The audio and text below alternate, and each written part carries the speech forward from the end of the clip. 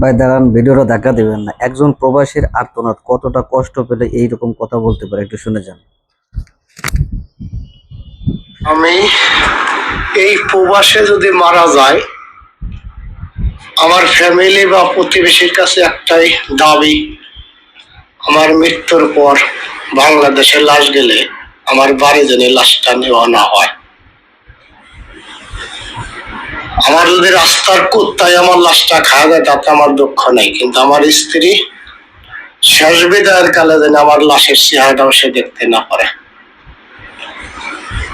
এটা আমার ওসিয়াত আমার ফ্যামিলি বা প্রতিবেশীর কাছে। আচ্ছা, এখন কথা হলো যে একজন প্রবাসী যে কতটা কষ্ট পেলে এবং কতটা পেরায় থাকলে এরকম কথা, এরকম মুখ থেকে এরকম কথা বেরোতে পারে, এটা বুঝতে হবে।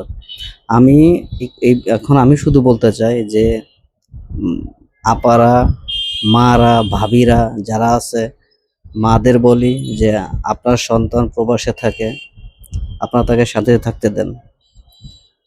আপনাদের ভালো রাখার জন্য সে প্রবাসের মরুভূমিতে দিনের পর দিন হাড় ভাঙা পরিশ্রম করে আপনাদের শুধু ভালো রাখার জন্য টাকা ইনকাম করতেছে, এবং আপনাদের যেন কীভাবে ভালো রাখতে চান। আর ভাবিদের বলি যে আপনার স্বামীকে মানসিক যন্ত্রণা দিবেন না।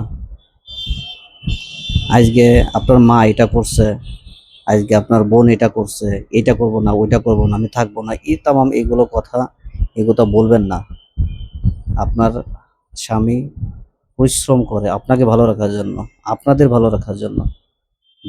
একজন প্রবাসী দেশের অর্থনৈতিক চাকা সচল রাখে, শুধু আপনাদের না, তার প্রতিদান অনেক। ঠিক আছে? তো কি বলবো আসলে, আমি ভিডিওটা দেখে স্যাড হয়ে গেছি। তো ভালো থাকবেন, আল্লাহ হাফেজ।